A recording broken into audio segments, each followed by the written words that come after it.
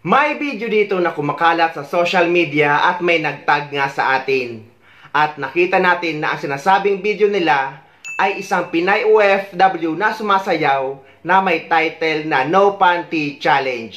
Panoorin nyo ang video at magbibigay tayo ng komento at paalala maya-maya.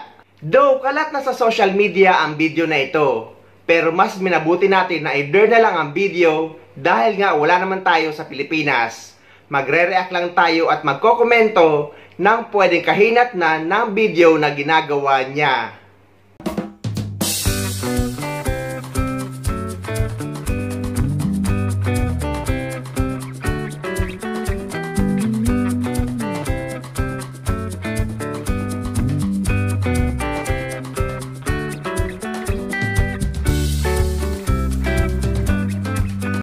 Base nga sa video, kung napanood nyo ang malinaw na video na ito, ay talagang sumasayaw siya na walang panty at nakatakip lang ng palad ang kanyang pechay. At inoobserbahan ko nga ang kwarto kung saan siya sumasayaw.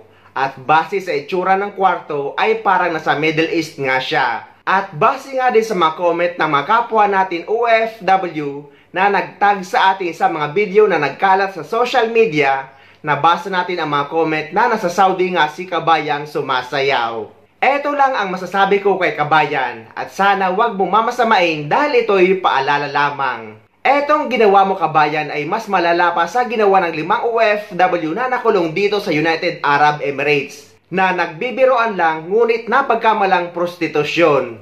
Pero ikaw sumasayaw mismo nang nakahubad sa harap ng kamera at Ramadan pa naman. Ramadan din ang nahuli yung 5 OFW na hanggang ngayon ay nakakulong pa rin. Panoorin nyo ito. Gustong tutukan ng Department of Migrant Workers ang ilang kaso ng mga OFW na nakukulong sa Middle East dahil sa mga paglabag sa mga batas doon. Kabilang na riyan ang pagkakaaresto ng 5 Pinoy na nagbubugaw ng kanyang mga kaibigan sa TikTok. Nasa frontline ng balitang yan si Marian Enriquez. This is new girl fresh from the Philippines. Oh, come na taas. Mia comes in only. Only Mia comes in. Yala. Please, Mia comes in only. Mia comes in. All show. Oh. Ito ang nag-viral na TikTok video ng 5 OFW sa Sharjah, United Arab Emirates.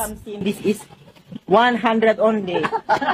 This 80, okay na 80. This one 120.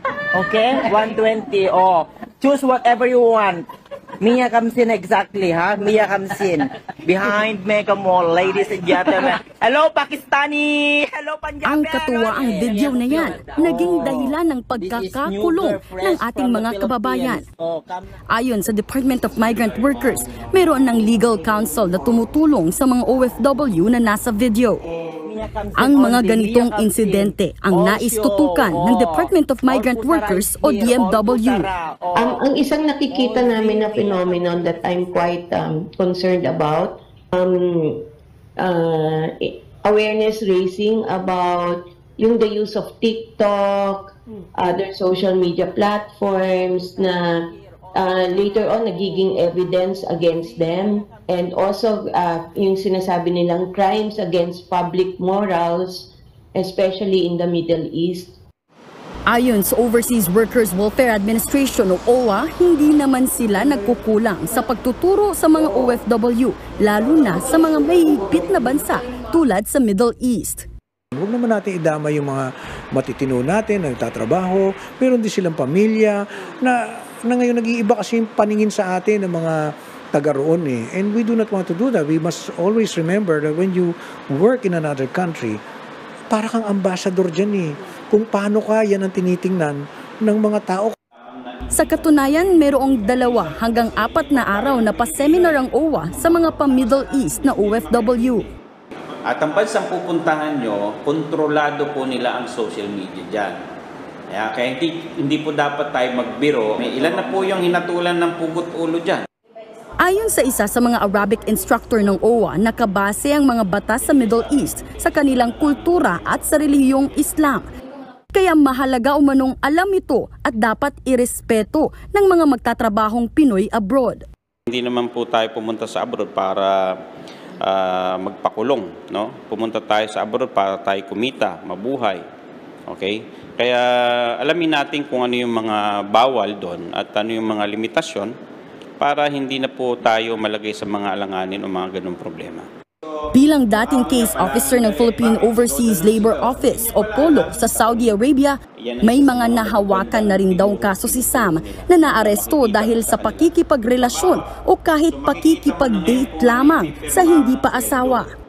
Para sa mga babae, iwasan din daw magsuot ng masisikip na damit.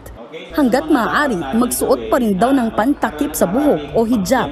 At kung hindi kayang sundin ang mga pagbabawal na ito, simple lang ang payo ng OWA.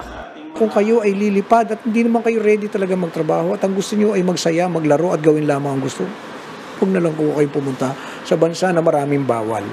Punta kayo doon sa maraming bansa na maluwag. Ramadan man o hindi ay pinagbabawal ang ganitong gawain, lalo na kapag nasa Middle East ka.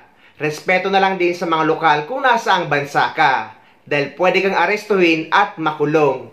Tapos iiyak-iyak at hihingi ng tulong sa gobyerno. Pero tinuturo naman ito sa mga OFW kapag nagpipidos bago pumunta sa ibang bansa. At napakarami namang pwedeng i-content, wag lang yung pwede nating ikapahamak.